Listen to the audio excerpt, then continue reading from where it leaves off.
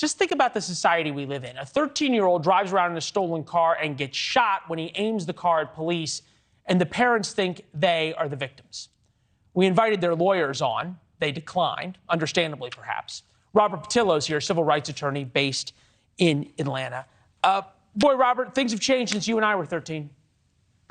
Yeah, it's an entirely new generation. I think that we're seeing across the board more and more of these behavioral issues. We see the smash and grabs in Chicago, the kind of mob violence we've seen in Atlanta and Buckhead, the raiding of affluent areas. And I think that we're going to have to really put together a new social paradigm for the way that we treat young offenders, so we can ensure that instead of putting them into the adult system as it currently is constituted, we find ways to reform them so they can become productive members of society. Because the rubric we have in place currently just does not work. Can you reform young kids when they listen to music that idolizes this kind of behavior? I don't know where AJ's parents were, but they certainly weren't keeping him at home at 1 o'clock in the morning. We can all agree you feel bad for him because their child is dead. But when 13 years old, still have responsibilities.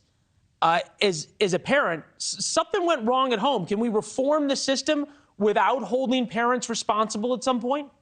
Well, no, I think you absolutely have to hold parents responsible. And we always try to find every scapegoat in society. We blame the music. Remember the 80s when they were bulldozing Public Enemy and NWA albums, so they thought that was corrupting the youth. We can blame video games, as we did in the 1990s. At the end of the day, these things happen at home. And we have to ensure also that we're giving parents the tools necessary in order to be able to fully discipline their children. Many parents that I speak to in my practice say that, well, they weren't able to discipline their child because they were afraid that anything they did will result in social services being called, the children being put into protective services, that now you have parents who are afraid of the children more so than the children are afraid of even police. I don't know. I was terrified of my parents, still am, but that's a different issue. You think about the number of people who were killed. In Washington, D.C., 16 kids killed.